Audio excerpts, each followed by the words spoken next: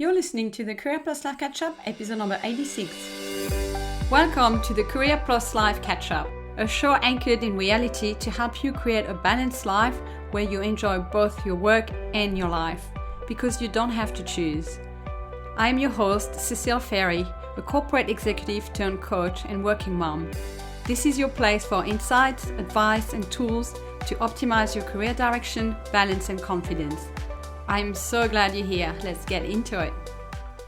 Hello, my beautiful friends. I hope you're doing well. I am recording this episode on a very quiet Saturday morning. I love it, how it's peaceful.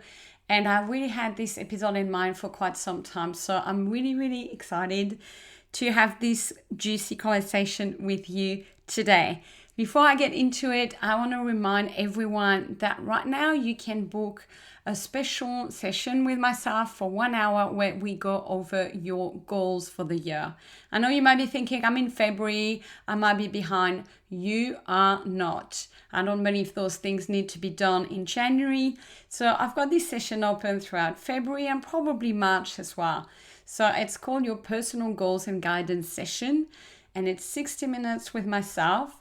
And throughout this session, we talk about where you're at in all areas of your life, and we define your priorities for this year. So if you're sitting here going, oh, it's already late Feb and I'm just feeling like I'm back into everything and I don't have any agency on what's happening, this is what you need right now. May I say it with love and care. So if this speaks to you, I'll put in the show notes, but it's also at careercatchup.com/2024 goals in one word. And it's a very affordable 1 hour session that is still available. I encourage you to check it out if you feel called. All right, now today's topic was inspired when I went on a little retreat by myself. That was 2 weeks ago. When I say retreat, it's just that I decided to take myself away for one night on the weekend. So I didn't have my daughter and I needed some space and I needed to reconnect with myself because I had been already challenged and tired by some events in my life. And it was the best thing ever. So I highly recommend it if you can spare the time. Or at least a couple of hours, on a Saturday will do you a lot of good. So for me, those times that I take to myself always bring massive insight into what's working and what's not and what I need to change. I love it. I reconnect with myself. And literally, I was driving there. I was about an hour and a half drive from my house. And by the time I got there, I stopped and had a coffee and I was already writing down things that I'm going to share. So what became really apparent to me at that point in time, I started feeling how I was feeling, right? And I was like, I'm feeling tired, I'm feeling pushed, I'm feeling stretched, I'm feeling frustrated. And when I started journaling, I got really clear that it was because I was giving at the moment to so many different places, so many different channels and parts of my life. And some of it I was really happy to. But when I started listing, I realized I was giving a whole lot to a whole lot of people or places. And when I was looking at how much was I receiving, there wasn't much in that bucket at all. And so I just saw that I'm like, right, this is why I'm feeling the way that I'm feeling. I need to rebalance things. So that is what inspired me to come on this podcast and talk about this very thing. That topic of balancing how much we are giving versus receiving in our career plus our lives. And little spoiler alerts, I think a lot of us are doing a lot more giving than receiving, but we'll talk about all of that. So to this topic, I really want to give you insights into why we give, and especially why we give so much versus receiving as little as what I realized I was doing. So I'm totally part of this conversation too. So we're going to talk about why we do this, and then we are going to talk about what we may not be receiving as much. And of course, I won't let you hang with that. I will give you some practical, proper solutions to implement to change that balance in your life. So I hope you're excited, because I am. Let's get into this conversation.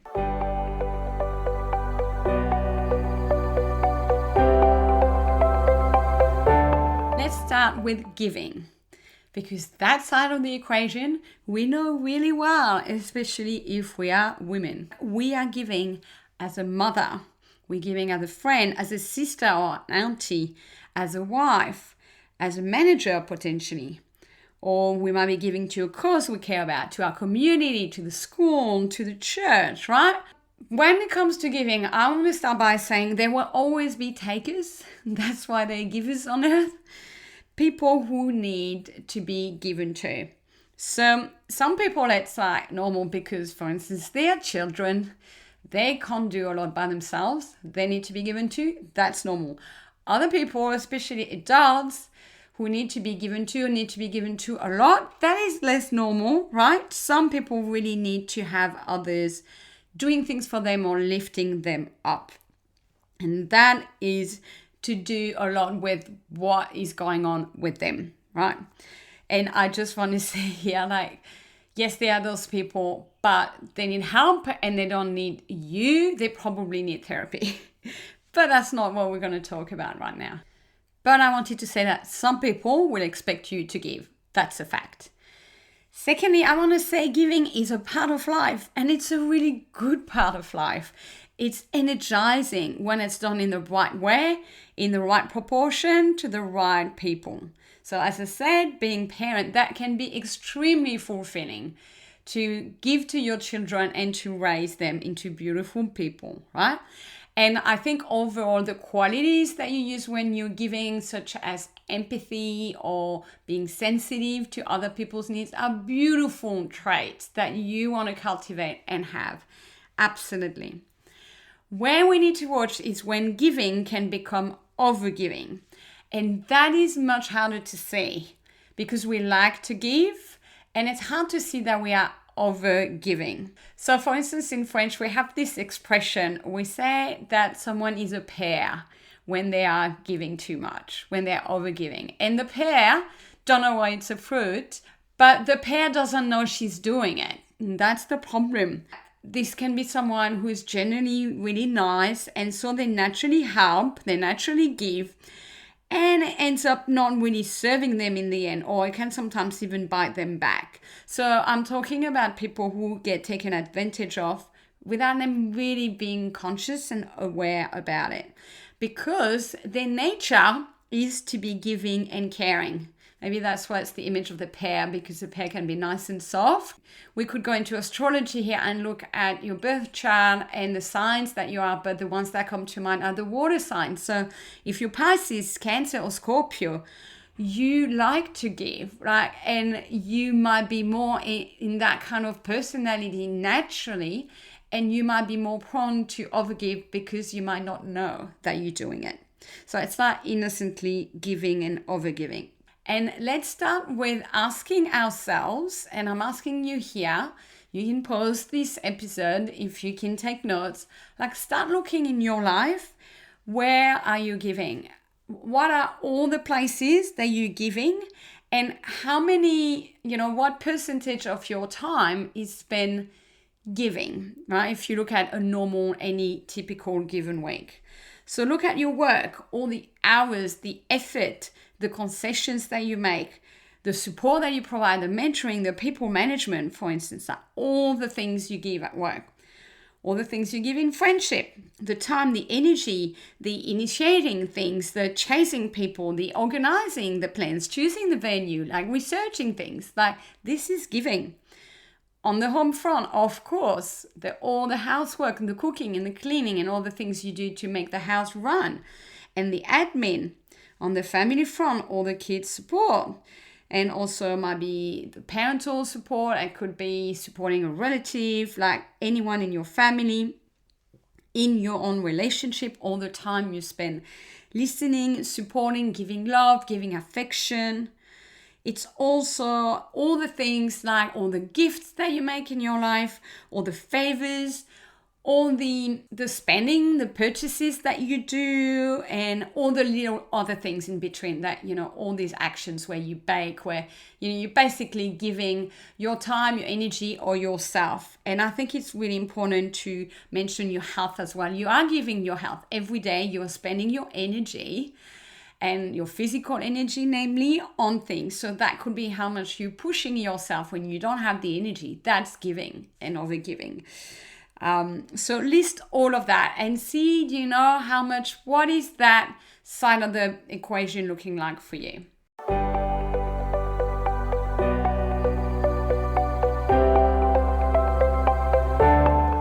So why are we giving? And I'm going to even say, why are we giving so much? Because I'm going to assume here that as you're doing this list, you are going to resonate with my story at the beginning. You are going to start feeling like you are giving a lot. We'll get to receiving in a minute, but for now, let's focus on this side. Like, I bet you're looking at your list and you're giving a lot to a lot of different places, because that is the current lifestyle of the modern working women. And I have spoken about that in previous episodes. So why are we doing that? The first thing is, like, we have personalities that make us a giver. Like I've just mentioned before, it really depends on when you were born, because it dictates your whole personality. And you're quite unique, but there are groups of us that have those traits. Others have got other gifts and other talents. There's nothing better than another. But some are born natural givers because they've got gifts of empathy, generosity, altruism, fairness, kindness, and love. Like, those are their top strengths. They naturally come to them. And some it's just not as natural, because you can't be all of that, and we need a world makeup of everybody else. So some have got other strength they can give as well, but they are here in the world for other purposes too. So depending on your makeup, so to speak, and you can do a strength test. If you coach with me, we'll do that, whether it's career or life coaching, and you will see what is your makeup. And then later in the year, I'll be able to offer birth chart readings. So that will be even more accurate, because based on the position of the stars, the moment you were born, it gives you a map of who you are, your blueprint as a person. And you can see that that is who you are, that is your essence. And you don't want to really tame that back, but it's good to know. So that's why we're giving, because we're born to be with those kind of traits and qualities. Secondly, it was modeled to us.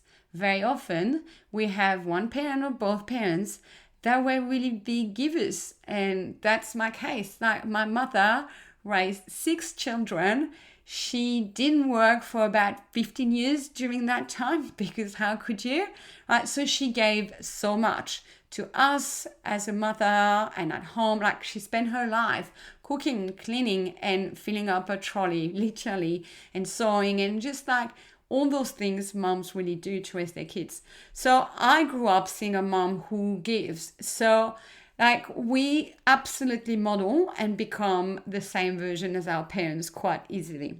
Now, I want to get to maybe other reasons why we're doing it. And we can be driven by motivations that are not as obvious, and because they are sitting more in our subconscious. So this is the little psychology lesson of today.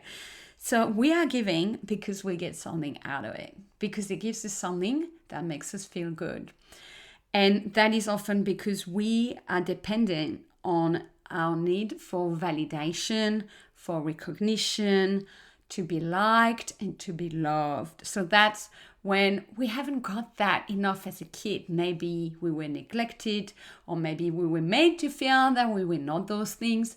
So we are adults today, and we don't even know a lot of the time that we need those things. But that's why it feels good when we help someone. We get a kick out of it, and we like to feel useful, right? So, but this comes from a place in us that doesn't feel enough, or that doesn't feel loved enough.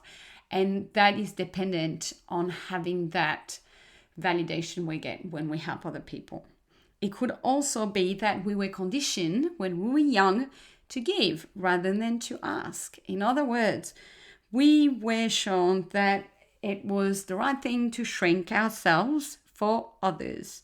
So that is kind of like that conditioning. You may have had a beautiful blueprint, but this kind of overrides it and makes you become what those people need you to be. So we've adopted the very clear message, because when we're kids, we need to survive. So it can be that it was just a protection mechanism and something we've had to adapt to do. To give meant that we had safety and that we got loved. It could also be something that we're compensating for. It could be that we feel bad about something in our lives, whatever that is.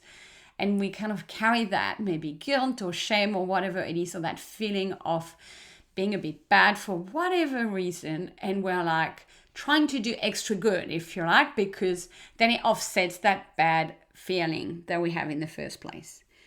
It can also be similar to this, is that when we give, we're not focused on ourselves as much. And actually, this can be easier for some of us, because otherwise, if we just sitting at home, if we've got all that time for ourselves, we're going to be sitting with our thoughts and our feelings, and we're going to feel some of that pain and some of those things we don't like about ourselves. And so if we can focus on others, rather than being confronted to our own pain or our own self-care, it can be quite easier and we feel like it's more effective. So sometimes we're not even aware of that, of course, but it helps us to help other people.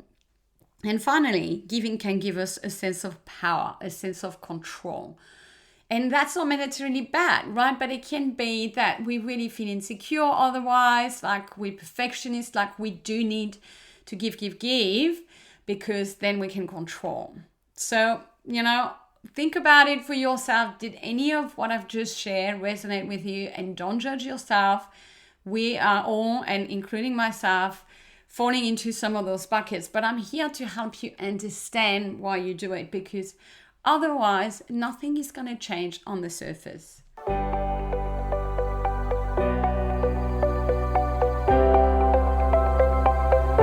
Okay, let's move to receiving now. And this may not feel as familiar or known for some of us. So receiving is getting help. It's getting support. It's getting counsel. It's getting and receiving solutions ready-made for us, done by others. It's receiving compliments, praise, or promotions, pay rises. It's getting gifts, getting free things, getting extra bits of stuff. It's getting more money, getting paid, doing some things. Like earning money can be receiving, or earning more money, getting refunds. It's also getting more time. So getting a break, getting time off, receiving holidays, or it's allowing others to give to us because they want to. So sometimes receiving is just stepping out of the way so that someone else can give to us. It's someone else making the plans. It's having people do things for us. And it's also receiving the pampering, having a massage, having someone doing something really nice to you, someone giving you affection, giving you support, attention, listening to you, giving you that emotional or physical connection. And I would also say receiving is receiving your intuition and listening to it and hearing those intuitive hits. See, like, as I'm saying all of that, how does that sound to you? How often do you have these things in your life? And again, I'll be saying, grab the same sheet of paper and on the other side of the page, write down how much you receive on a weekly basis. Or how often do you, give yourself a break? That's receiving. Sit in meditation. You might receive guidance. Wait for someone to do something for you. Like all those examples I've given you. Now, my guess is it's not that often. And that was the same with me. And so I looked into why is this happening? It's kind of the other side of the coin, right? When you are naturally a giver, you may not be naturally a receiver as much. So it might just not be familiar. Or, for me, like I grew up in a family with 6 kids. Only my dad was working and he was always away. My mom was always doing everything at home. And I was the only girl. So I was kind of the mini mom from a young age. So I think because of the makeup of my family, it was natural that I gave because we had to give. My mom couldn't do everything. So I had to help out with the cooking and the cleaning and all of that. And when there are many children, it's a lot harder to receive individually. As I'm sure if you parent of several children, you can't, give as much to all your children as what you would like. So for me, it's for starters just the makeup of the family I grew up with, where you couldn't ask too much for yourself, right? We'll get things for the whole family. At times we'll get something, but it wouldn't be very frequent. Okay, so maybe it's the environment you grew up in or the culture that you were in.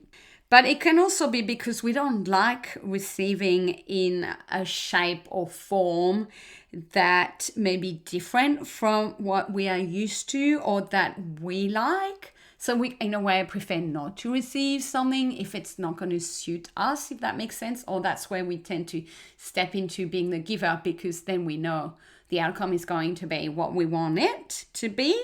It can be that, a kind of a lack of flexibility, if you like, or allowing things to be a bit different from what we want.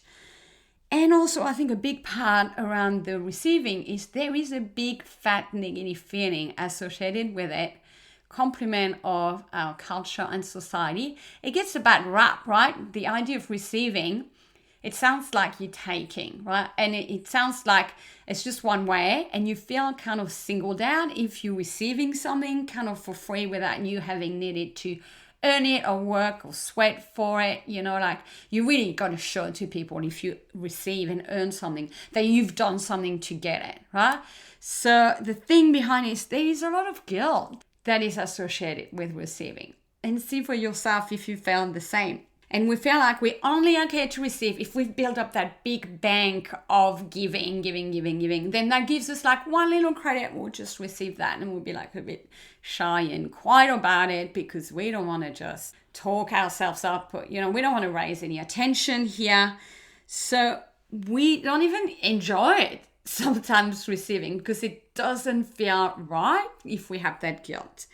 So I want to say here that guilt is a limitation, a pure limitation of the mind that we have made up ourselves, that we impose onto ourselves. We are free to receive. We're on this planet, we're human beings, we are free to receive, and we're all equally free to receive. But we're not hearing that enough. You are completely entitled to receive, and actually there's a huge pile of things in life that are waiting for you to receive them. They have your name on it. Imagine like in the sky, like it's there for you to receive. But the problem is a lot of us just turn our back to it thinking we're not worth it, we're not worthy, we need to deserve it, or it's just not for us. And if this speaks to you, I really want you to start thinking about it differently and shift your perspective here. Because what if this was wrong?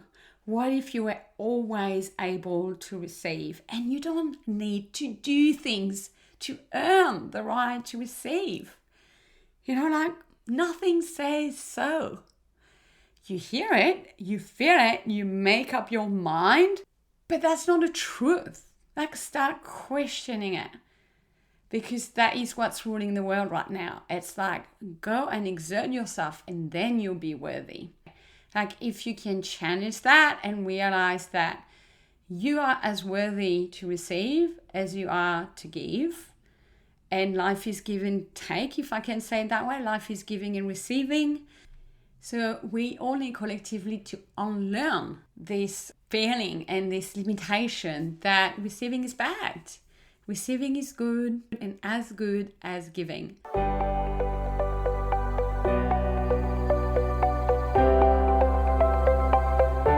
So this links me now to bridge those two things, the giving and the receiving. I believe life is about give and receive. I believe this is a flow, exactly like money, like spending money, earning money, money in, money out. Here it's like giving, that's the outflow, and receiving is the inflow. This is a cycle. You cannot only do one side or overdo one side and block the other. If you do that, imagine a pipe. If you just clog up one end, what's going to happen? The other side will burst. And that's what we're all doing. We're giving way too much and that bursts at some point. and we're not good with receiving. So I'm going to talk about this cycle and how to optimize. But think about it like it's even. And what you give, you receive, and it goes around. Because if we don't receive, which tends to be the end that we block, we run low and we give from a place where we're really low, if not empty sometimes. And that breeds issues, anger, resentment, and the pipe bursts, right? And then we go again. So first thing, look at your notes and your tally. Like, how much are you receiving versus giving, or giving versus receiving? Do what I did when I was like, right, I'm not receiving very much here. For me, I was giving way too much. So let's look first at what too much giving looks like, and then we'll talk about too much receiving. Too much giving, and I'm going to talk here more about not just the action, but it's how we feel when we are in the space where we're doing too much giving. We feel sorry for ourselves. We tend to look at things and feel that bad feeling in our tummy. Like we feel disappointed by others. We feel let down. We feel hurt sometimes. We feel taken advantage of. Or, we feel like our expectations of what was going to come back to us didn't eventuate, didn't come true. We feel like we're slaving away, frankly, all day long, all week long, all year long sometimes.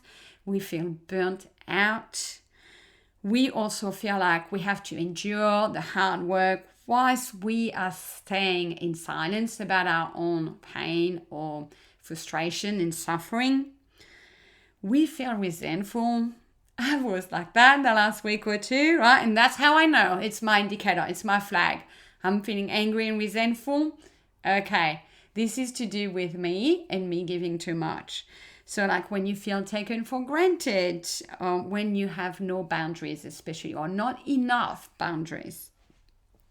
It can be also when you feel and take on others people's pain to a pretty deep degree. When you feel sad, when you've been with those people and then you come home and you're like, oh, it's that empathy taken too far. And it can be also when we are kind of, dropping everything to help people at any cost. Like that, when we have that urge and we cannot help but giving, but putting others ahead of our needs, even if we are ourselves exhausted, right? So when we can't stop giving in a way. The thing is, nobody will be magically compensated. So it's the idea of that pipe. If you put lots of giving into it, you don't get lots of receiving. You need to receive, and you need to make things happen so that you receive equally.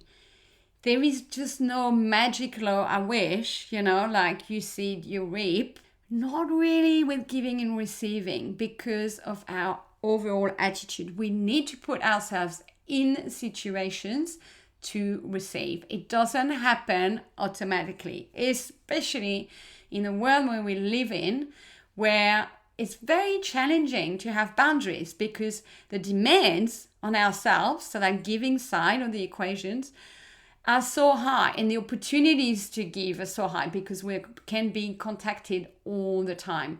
When we are now at home, working from home, we're more available for other things than when we were just in the office. So these are just examples, but it's getting harder and harder to create spaces, and it putting even more the ownership on us to create structures and places and spaces for us to receive. So you have to watch how much you give, and that is more and more important. And I don't think we get the warning enough. And the thing is, whilst we are giving so much, we are missing out on some things for ourselves in the meantime. And I want you to start thinking about that. What is the cost to you? And also, all those things I've described that have your name on it, they're there for you to take, and you are not even having a bar of it, or barely. Like, this is part of your life. You're entitled to that. And you're like walking past it, walking away from it. So if you're feeling that anger, like I do sometimes, maybe that anger can fuel you to start claiming all those things and setting some boundaries. So you stop giving so much. That is the first step. Now imagine others who are currently receiving. Wouldn't you want some of that too? This is something I'm really passionate about, and you would have heard bits and pieces of that throughout all the podcast episodes. Slaving away is not life. Life is about balance. So look at why you're doing it and take kind of ownership of healing that yourself, because it's something worth looking into and facing with yourself.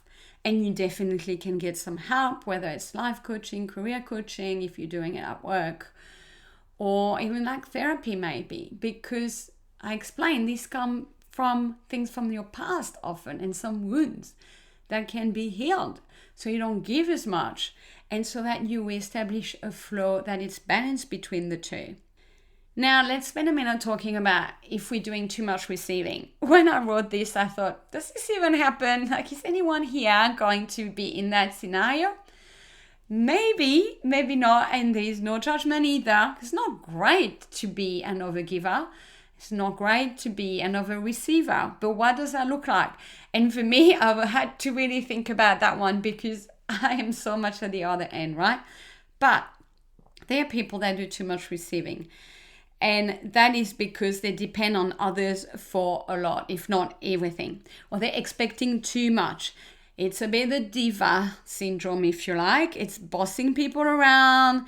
It's having people there to serve you and expecting them to do that. It can be the need to be the center of attention, to receive positive validation, to be treated, a certain way with gloves, right? These are always we over-receive, or we want to receive so much. And it can be also what I would call passive helplessness, like waiting for others to do things, to take care of us, like wanting people to take care of us and making it their responsibility. It's also being superficial with ourselves and with others, like when we are not giving, it's because we're not connecting at that level. So this can really come from other wounds from your past, but pretty much everything to do with deep insecurity, right? So we just put all the ownership on other people to make us feel good.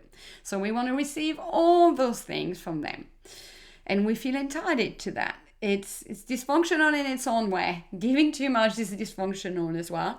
It's just two different archetypes, right? But either way, too much giving or too much receiving is a wound from the past that needs to heal. Now I'm going to get into solutions.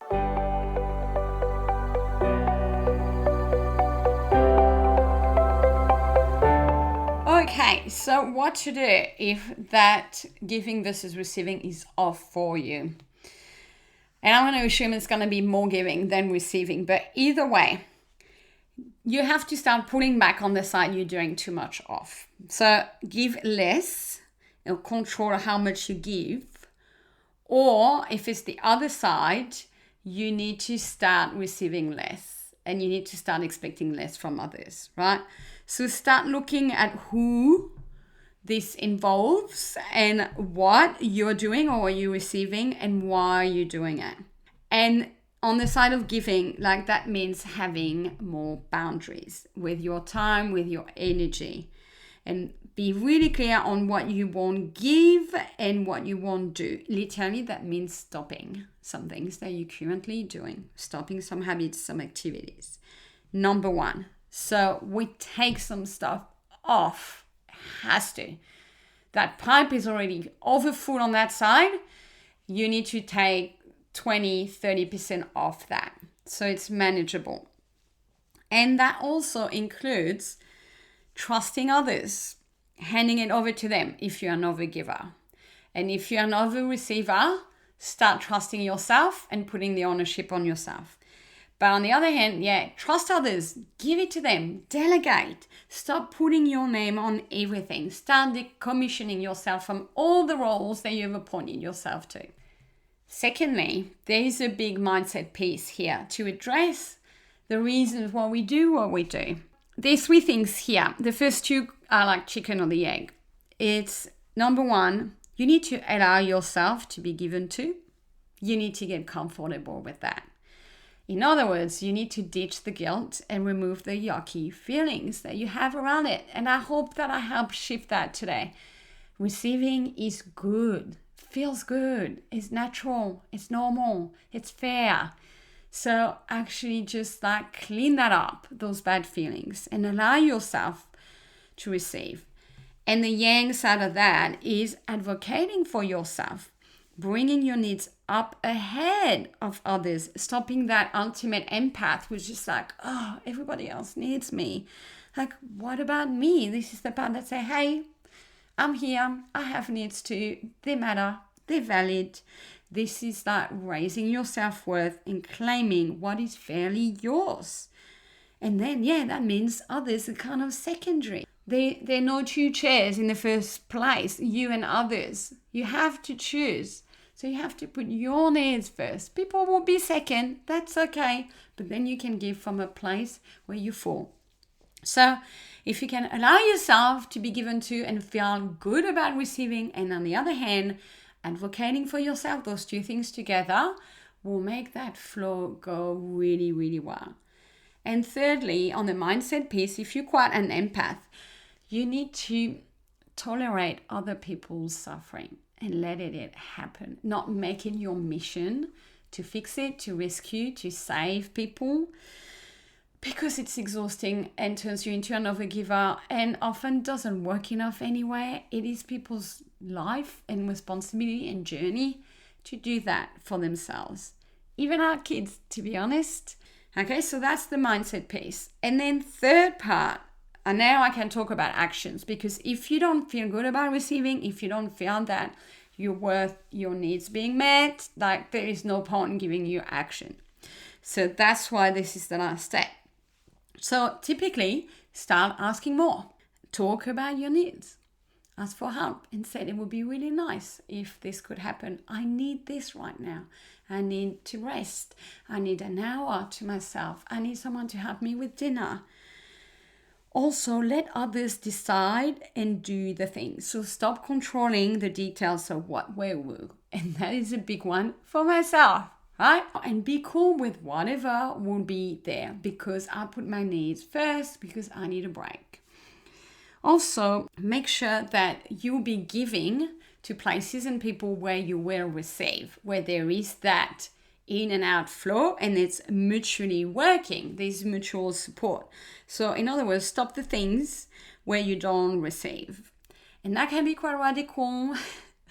So you may not be ready to hear it, but quit the job if they're not paying you, if they're completely taking advantage of you. You gotta quit it.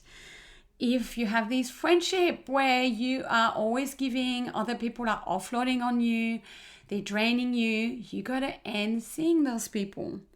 And if you have a partner who is absolutely not pulling their weight, they're receiving, but they're not giving to you at all, or very, very little, and it's been chronic, you gotta leave that relationship and find a place and a partnership where you will be given to as well. Big things here, right? And finally, you need to give to yourself, because often we give so much to others. And that is with giving ourselves the care that we need, the kind and compassionate, supportive self-talk, the things we tell ourselves. Let's just be nice. And things that, give ourselves some pampering, a break, a cup of tea. Or also, you can give to yourself by enlisting some help, like outsourcing. If you can afford it, get a cleaner, buy some meals, whatever it is. If you can afford it, give to yourself. That is receiving. You've worked, you've earned the money, you're receiving a service in exchange, right? So these are all the ways you can start to receive more. And I want to end on this. I really want to say it's time to receive more this year, because I bet it hasn't been your experience as much in the past. This has to change. Let's make this a collective move. I'm doing that in my life. And sometimes it might take time to start receiving more. But when you make the space to receive, it will come. And I really want you to think about that idea that all those good things, you deserve them just by being here. You don't need to earn them. And it's been there all along for you to have. You're just not walking towards it. You're choosing to give for all the reasons we discussed today. But now you're aware and you can choose to want to receive, and you can start opening yourself up to receiving. Just start opening and feel that way. And if you embody that energy as well, that flow will start to naturally improve for yourself. If you're like, yeah, I deserve to be given too. I want to receive. Receiving feels good. I'm open to receive. Like, just say that to yourself every day for the next week and watch what changes. All right, my friend, this was my dose of love for the week. I hope you've enjoyed it. If you have, please leave me a comment, leave me a review. I would love to hear. And please share this podcast with other people in your circles who will benefit from it as well. This is a nice way for them to receive. All right, I'm going to love you and leave you. Have a beautiful week ahead, and I will speak with you soon. Lots of giving, but lots of receiving to you as well. Big love. Bye, my friends. Thank you for listening.